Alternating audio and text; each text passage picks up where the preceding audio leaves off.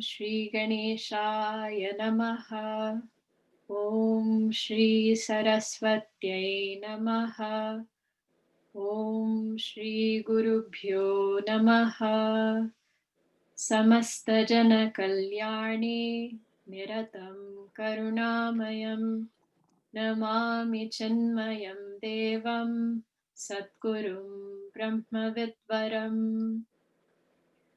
Mukam Karoti Vachalam Pangum Langhayati Girim Yatkripatamaham Vande Paramananda Madhavam.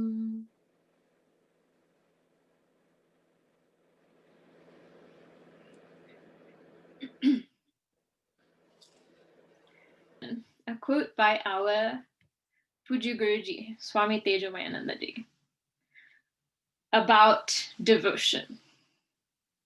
And it says, he says, when some things are special, it is sorrow. When one thing is special, it is deep misery. When one thing is everything, it is sheer torture. When nothing is special, all is joy. And when everything is special, all is supreme love. That is devotion. Beautiful thought. First scenario, some things are special. Means I've identified some people or some situations or some objects in my life which are special and which I like to have with me. So then I can have them sometimes, but a lot of the time I won't. Or I'll have some of them at least, but the rest of the time I can't control what's with me or what's not. And the result of that is sorrow. Right? Like when you have your grocery list. So some items you've identified, right, that you like having those. But then sometimes it's out of stock. And especially if you order groceries to come to your house as a delivery, then nowadays what happens is substitution, right? Because you're not picking out what you want. And if they send you a substitution, you might be happy with it or you might not. So sometimes sorrow. Second scenario, one thing is special. So I've identified only one thing in my life which is special to me, which I like to have. Then he says, it is deep misery. One thing is to identify an object, right, as that which is special to me. So then when I have that one object with me, it's fine. So it might be different. Okay? For example, most common example that I can think of is a phone. That's the one object which is special. Everything else can come and go. As long as I've got my mobile phone, then I'm okay. But if that one thing gets taken away, the battery dies or something happens to it, then deep misery. And I'm sure you've seen people who are extremely attached to their phones if something happens. In particular, teenagers, you take away that phone, there is deep misery. It's a very serious thing when that phone gets taken away. And say you choose one person as being special, right? That's fine that you've chosen them, but if they haven't chosen you, then deep misery. Or you've chosen them and they choose you, but you get separated against your wishes. Deep misery. Third scenario, when one thing is everything. means my whole world is just this one person or one thing, then that is sheer torture, he says. Because now my whole world, it just depends on this one object or this one person. And there is no control in that. There is no seeing beyond that person or that object. So it becomes like torture.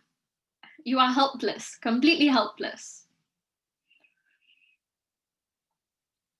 But when nothing is special, when we hear nothing is special, then our reaction is, well, then there is no joy, there is no enjoyment, right? If nothing is special, then life is so boring. But if nothing is special, you can enjoy everything, right? Because then you don't mind. Whatever comes, that's fine. I can accept it. I can be happy with it. If nothing is special, then you don't need a buffet and a variety of food every day in front of you at meal times. Somebody just gives you the same thing every day, dal rice, some sabzi. Then nothing is special, so I can be happy with whatever comes. But more than that, when everything is special, all is supreme love. That is devotion. How will everything become special? It's the nature of our mind to identify differences, right? To see differences and to see variety. And then within that variety, within those differences, we pick one thing or a few things. So how will everything become special? Everything becomes special when everything is seen as one. Or when we are able to see the connection, what unites everything, all things. Then it doesn't matter what the differences are, because if I see what is the same, and I connect with what is the same between all, and I have love for that, then I'm able to love all. And that is devotion. Devotion is not love for one to the exclusion of all others. Devotion is not love for those who love the same thing that I love. But anybody who rejects what I love, I don't have time for them. That is not devotion. Devotion is, I'm able to see that which I love in all beings and in all things, and therefore I love all beings and things. And love is not attachment or dependence. Love is, devotion is, where there is oneness and reverence. That is love. And actually, it is in oneness that we can become independent. When I see differences, I can become dependent. If there is oneness, there is independence. And in that oneness, there is love, there is devotion.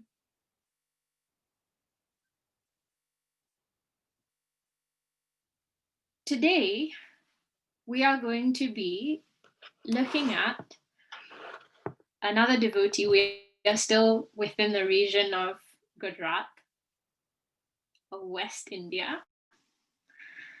And today we are going to be looking at the story of a female devotee and saint. So the first we saw was Mirabai, right? She, the one who we are seeing today, was known as the Mirabai of Saurashtra. Her name was Gangasati, also known as Sati Gangabai. And she is most well known, if any have heard of her, for her compositions, for her bhajans.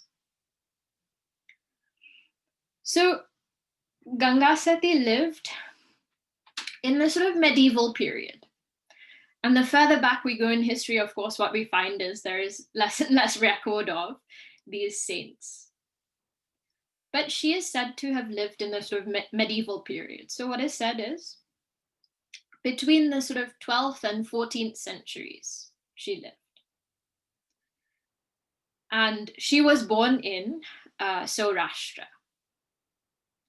And of course, because it was so far back, whatever we know, all of it has been passed down through the oral tradition. So there isn't really much written about her. But there are a number of compositions for which she is known. And compositions are generally numbered at 51, a very specific number. And when we see her story, we'll see how these 51 compositions came. But we do know a couple of sort of incidences, and that's what we'll see today. So she was born around this time in Saurashtra in Western India. And she is said to have lived in a very spiritual family. So this was her background from when she grew up. She was already being immersed in this kind of environment. Her parents were already quite religious, spiritual. And this is before all the sort of, this is even before all the sort of reformers came, right? And all these sort of different traditions started. But what was already very strong at that time was the Bhakti movement. So the Bhakti movement all over India was very strong.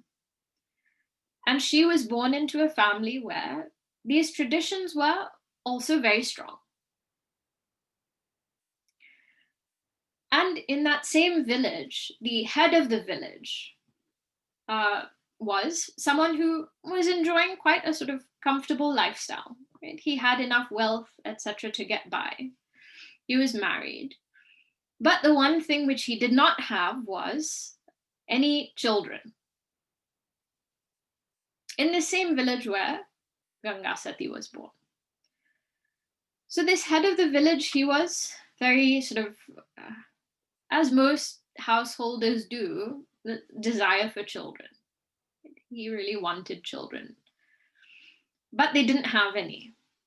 So the story goes that he and his wife, generally what happens, when people want children, the story goes that they do a lot of austerity or tapas and then they're blessed, right? Here, what we find is this village leader and his wife, what they did is they served. So all sadhus and religious people who were coming to the village, they took it upon themselves to make whatever they needed available to them. So all these religious people would come, all these sadhus would come, and they would serve them. And by their blessings, it is said that they then had a son. And this son of the village leader is whom Gangasati came to marry. So she was married. We don't know when she was married, but she was married to this man. What happened soon after they got married, his parents passed away. And now the whole responsibility, right, of taking care of the village, but also taking care of all of their wealth and their property and everything, all their possessions, everything came to her husband, Gangasati's husband. But also what came to him was the responsibility to serve now all these people, right? Because you see this, right? A particular family, the eldest generation if they start to make their home open to such people, right? Then that place becomes known. So all sadhus, etc., will continue coming there because the expectation is they will pass it on to their next generation, and the generations to come will also continue this tradition. And it's such a beautiful thing to pass on, right? The tradition of serving holy people. So now he took up this responsibility. And what we see is, so in different accounts are there. Some accounts say that he was not interested, but it was through her and through her way of thinking and her way of living that he came around to also thinking in this way. Some accounts say that he was already a follower, he was already sort of immersed in this bhakti movement, and therefore he very naturally took to this path. But one thing which we do see is that in any family, it is so important for the woman or the mother in that family. She has an incredibly important role. As important as fathers are, and as important as fathers like to make themselves, mothers are incredibly important, because it's through the mother that all these traditions get passed on, right? From the youngest age, traditionally anyway, who is spending the most time with the children? It is the mother. Grandparents also. But all those traditions, and even if it's just, at the youngest age, there is no explanation. But when you get into the habit of, say, doing daily prayers, right? Or sitting down at the altar for some time, or singing some hymns or some stotras, all of these traditions get implemented by generally the maternal figure. And this we very much see in Gangasati's life, that she, as the woman in the family, she was very much responsible for everyone else's sort of learning, and they're living this way of life as well. So she and her husband continued to follow this sort of religious life. And there's one account of once a group of sadhus were passing through the village, and they came to their home, to Gangasati and her husband's home. But at that time, their son was also unwell. So the son was unwell, and her husband became quite concerned that, listen, he's so ill, and we're about to receive this big group of people and have them stay in the house. And if they come, then we have to look after them. Right? If they come and we say, listen, can you just entertain yourselves because we have to take care of our son? It's not really, we can't do that.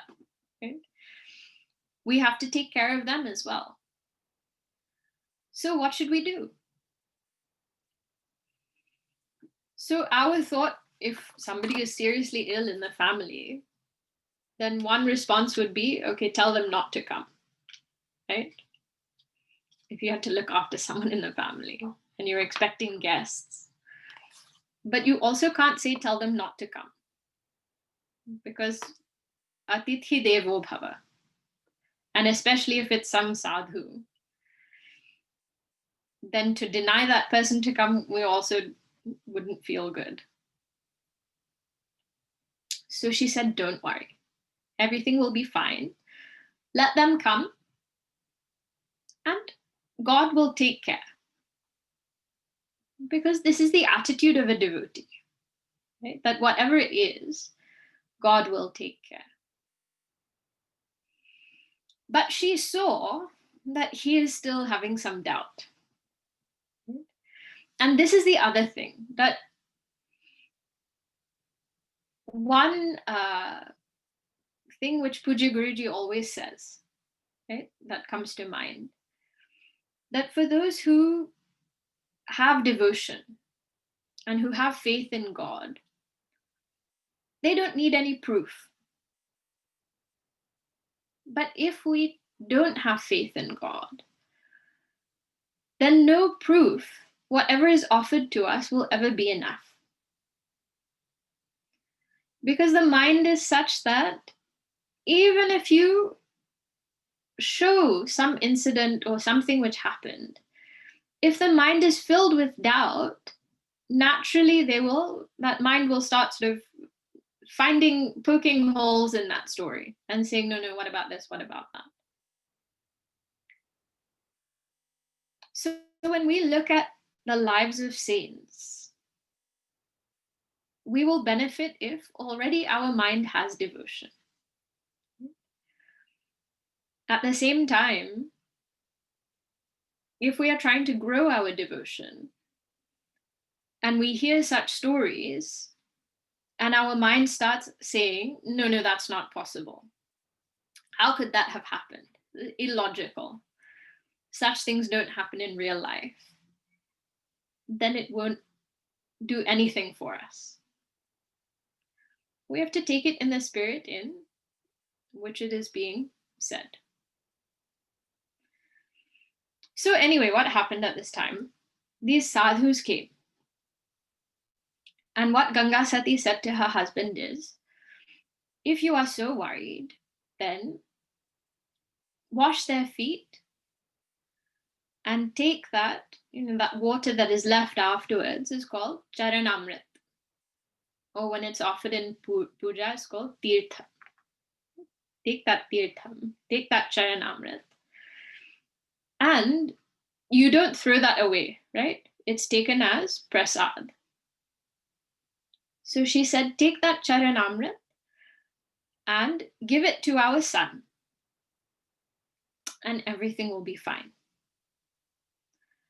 So these sadhus came, the husband did what she advised, and sure enough, he was fine. And they were able to keep receiving all these devotees in their home. This is one incident that is related. The other is how she came to write all these, or at least compose all these different bhajans. Once, somebody in the house was offering bhiksha to lots of holy people. And it was a grand occasion. So this Gangasati's husband was also called. And when you get invited to some lunch or something, for some people, free food means I'm there. Doesn't matter what you're giving. If you're providing lunch for me, I'll be there. But the thought for devotees like this is, I will get to meet other devotees. I will get to meet these saints. So he was very much looking forward to it. So he set off within the village itself. He set off on the way to this lunch that was being given. And on the way, it's said that on the way that he was walking, there was a dead cow. And he was walking past with some other devotees. And some other people who were standing there, they started to comment. They started to speak to him, and they said, all you great devotees, you think that you are so great. You think that you are doing so much good. What is the use of your devotion if you can't help in this situation? Because cows also may mean someone's livelihood. So now if you can't help in this situation, what is the good of all your devotion? What is the good of all the sadhana that you have done? Of all your austerity, all your tapas? What is the point if you can't help people? And in this way, they started to speak to him with a lot of derision and disrespect.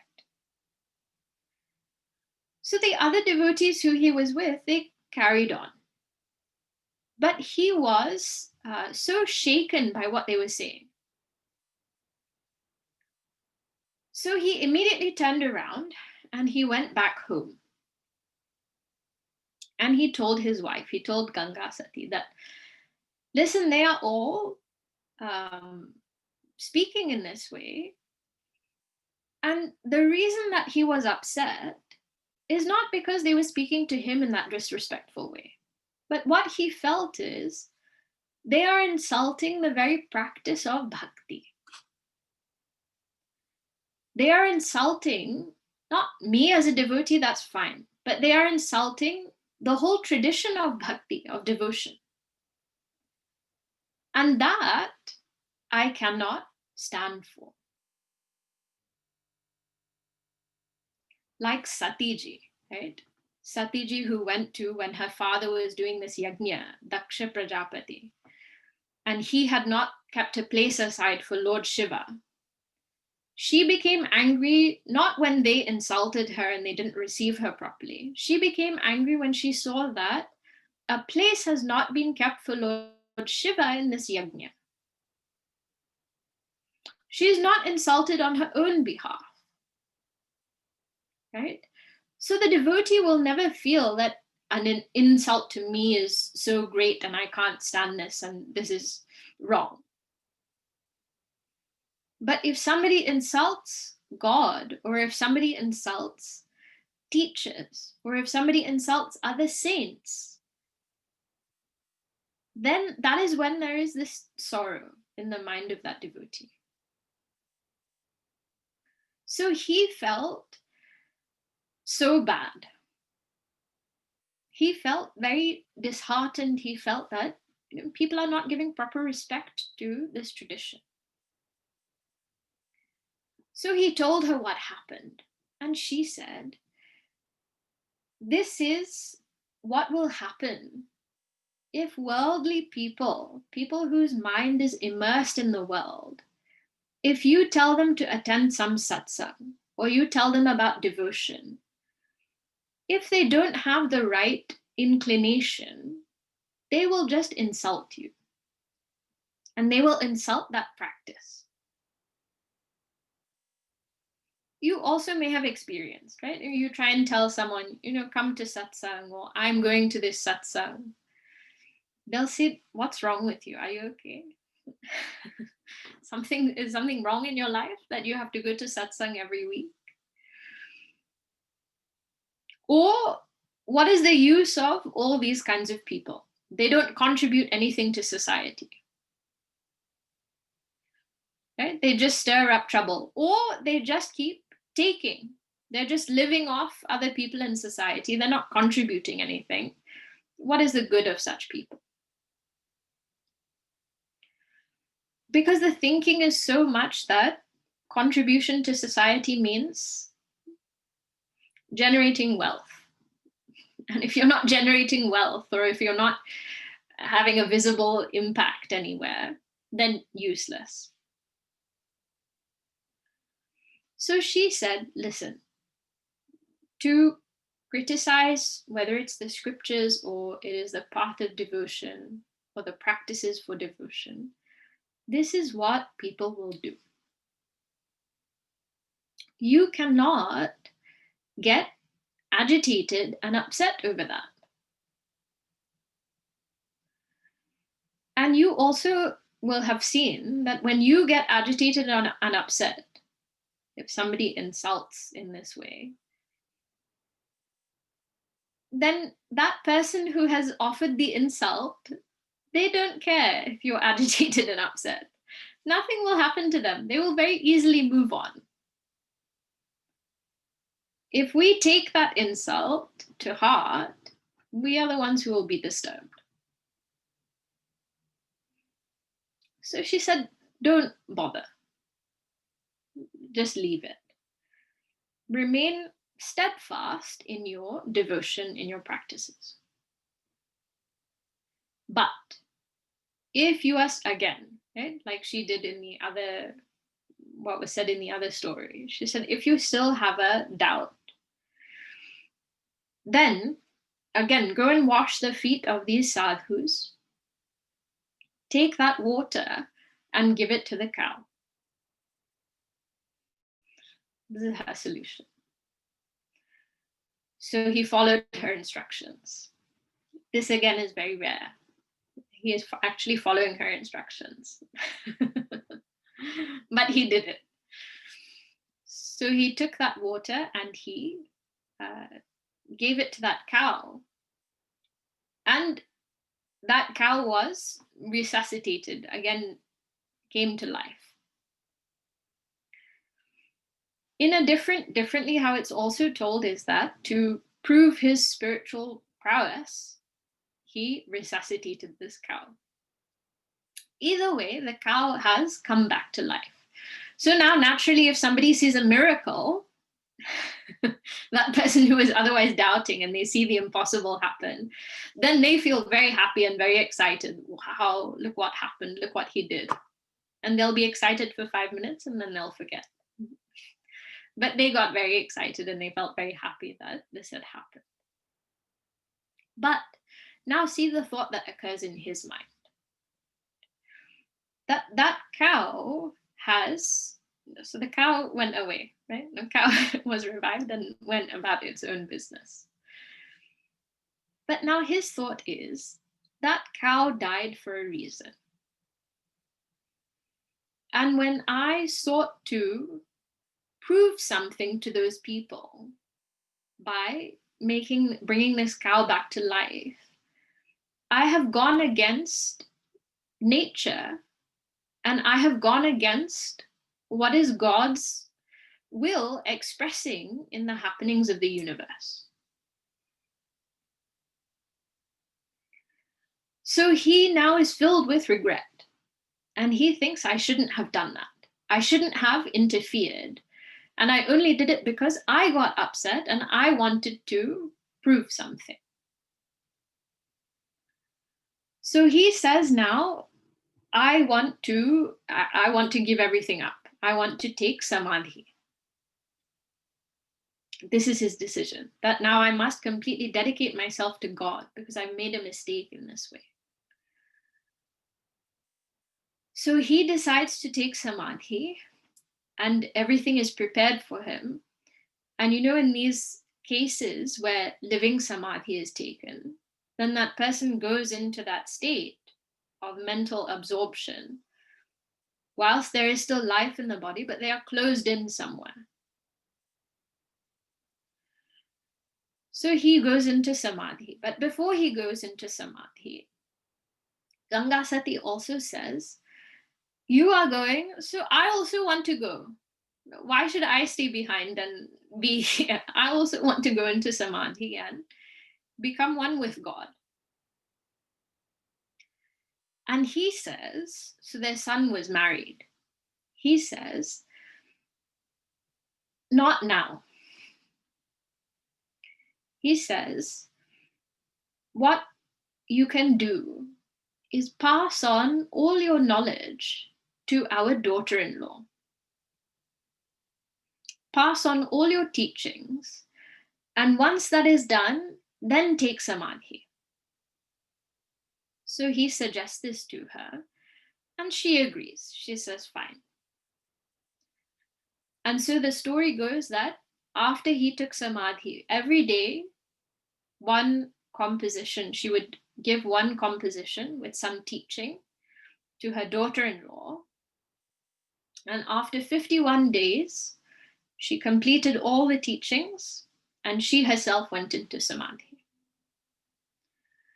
And so many of her compositions you'll find, if you've heard or if you read them, that they are addressed to her daughter-in-law, who is called Panbai.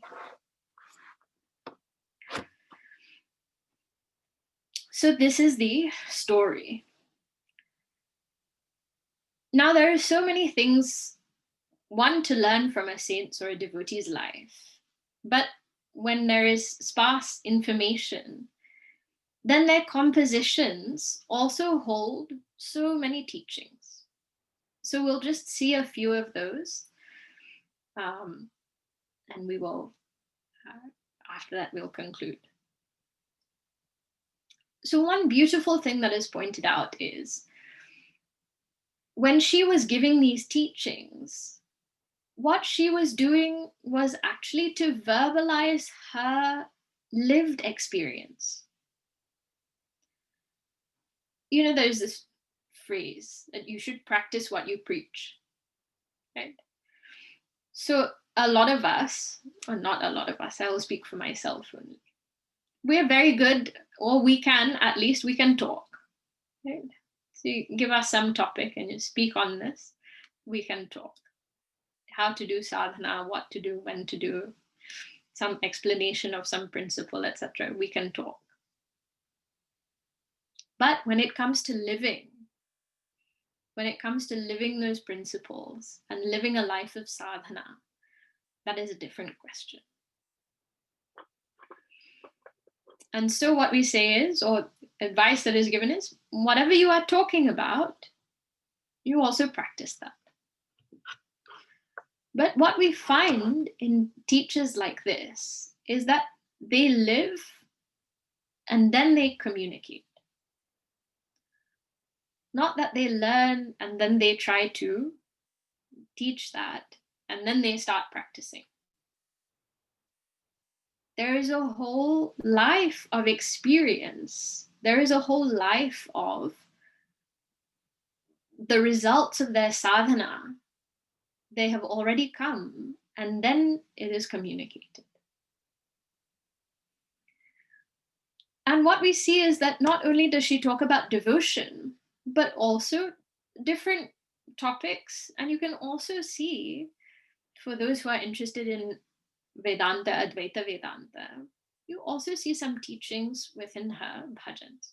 So different topics, so the importance of a guru, she talks about, spiritual practices, the everyday life of a devotee, what is the nature of devotion. Some compositions are there on, she talks about vachan. So what are words? What is their nature and their importance? But really interesting for those who know Gujarati, or if you can find a translation, but most often you find in the vernacular, well worth finding these things and listening or reading. So on such topics, and also on the grace of the Guru. So we'll see a couple of them. So one which is very well known, she says, I'll give you some Gujarati. My Gujarati is not that good.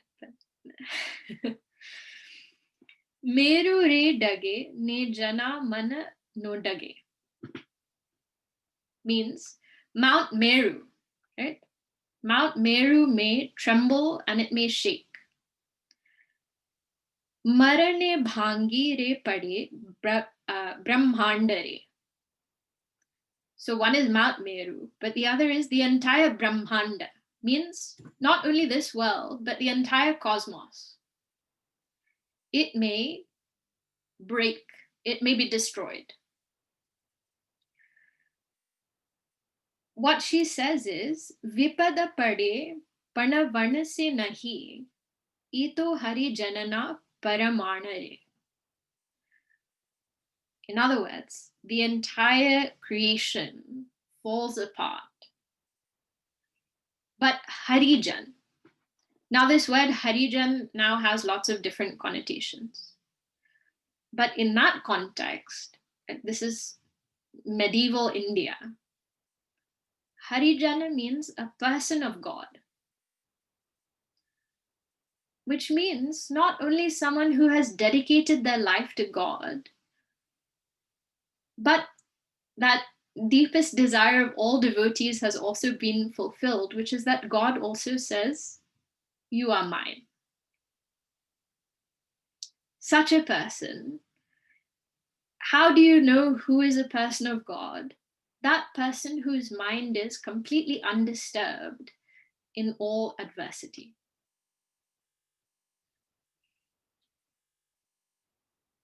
So now this is someone who we can safely assume she was illiterate.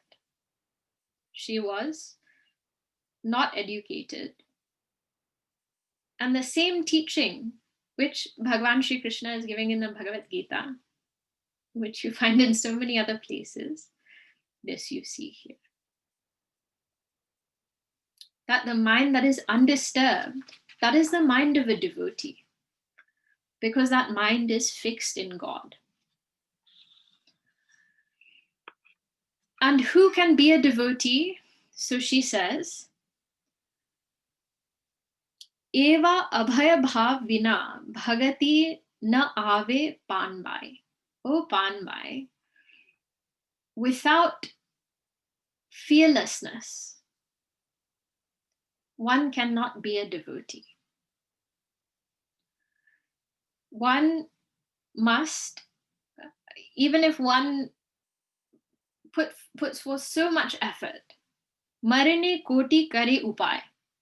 You can do thousands, so many things, but without fearlessness, without courage, devotion will not arise in the heart of that person. In other words, what is important is not how many external things that we do. What is important is what is in our mind, what is in our heart. Why is fearlessness required in the path of devotion? Because devotion means that person who is able to give themselves to God. That person who is able to dedicate everything to God. Mostly we have this fear. What will happen to me? What will happen to my family? What will happen to my possessions, my house, etc.? So she says, fearlessness is required. And fearlessness, where does it end? Where does fear end? Sorry, where does fear end? She talks about that when one is able to let go of, basically to let go of attachment. If one is able to let go of ego, then there is devotion. Karita panu kore mukasho panbai, she says. When you let go of karitapan, means I, then tyare avashe parapanchano ant. Then this samsara will come to an end. Our entire life, our individual existence is sustained by I and mine. Everything continues. And the devotee's thought is you and yours. There's a very famous story of Guru Nanak Ji, I think, who went to school, and when he started learning numbers, 1, 2, 3, 4, and he got to 13, and he stopped. He couldn't go any further. 13 means yours, means 13. And he stopped. He couldn't go any further because suddenly that feeling of devotion is awakened. And he just, 13, 13. Everything is yours. It's such a relief to feel that I don't have to carry everything, that you are carrying everything. I can relax in this devotion. She says this is what we have to let go.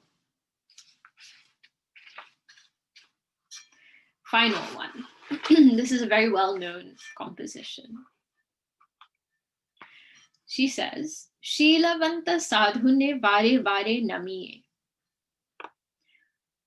One should offer prostrations or prostrations again and again to Shilavanta sadhu. To sadhu. Shilavant means one who is full of nobility, of good characters, of virtues. Who is a sadhu? So again, another one who we'll see later is Narsi Mehta, who's very famous, the composer of this very well-known Vaishnava Janato, where he gives this whole description of who is a Vaishnava Jan, who is a Vaishnava. So she says, Jena badle nahi vartamanare, chitani barati jeni sadai nirmali,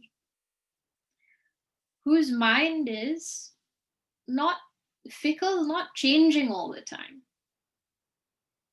whose mind is, and whose character is pure, who is not always suffering through change. This is the definition of this word that we see again and again in Vedanta, dhira, right? Who is a person of this steady character, of fortitude. Even if challenges come, to stand firm, that person is a dhira. She says this person is a devotee. One who doesn't have either friend or foe. So enemies I can understand, but friends also. You have to give up all my friends and then I can become a devotee. So as Sri Krishna also says in the Bhagavad Gita, right, that wise person is one who sees all people the same.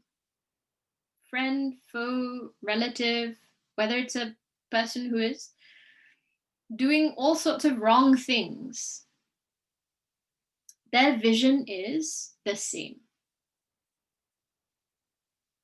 That one who, this very Vedantic thing, she says, Naam ne roop jene mithya kari janyu ne. One who has known name and form as mithya, as false.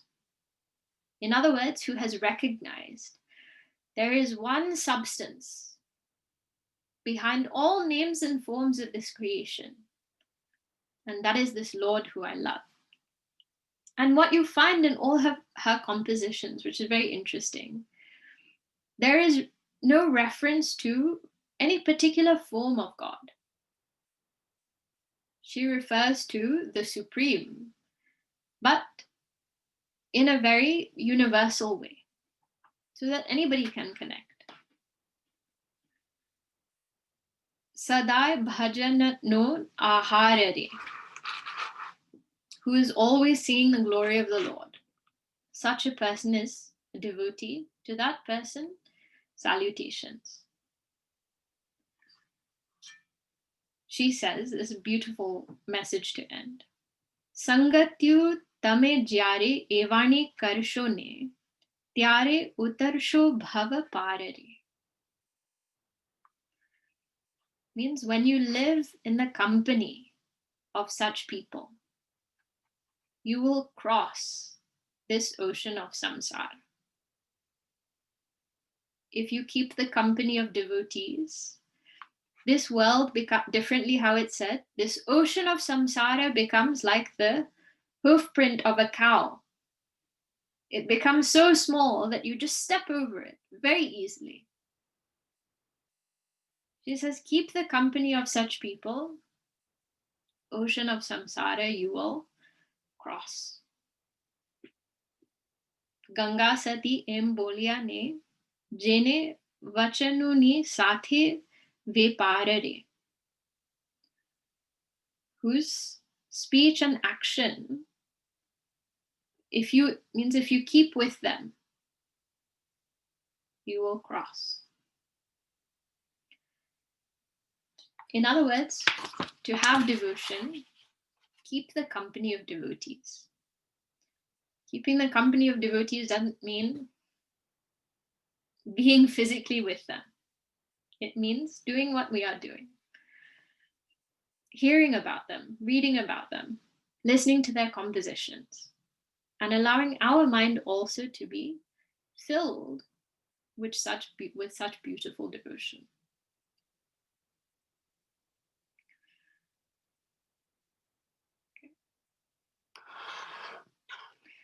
So we'll conclude.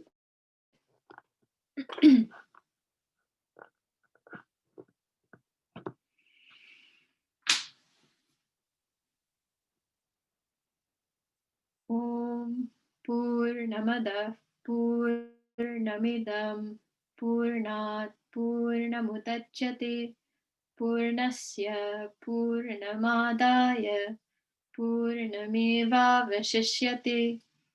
Om Shanti Shanti Shanti. Harihi Om Shri Gurubhyo Namaha. Harihi Om.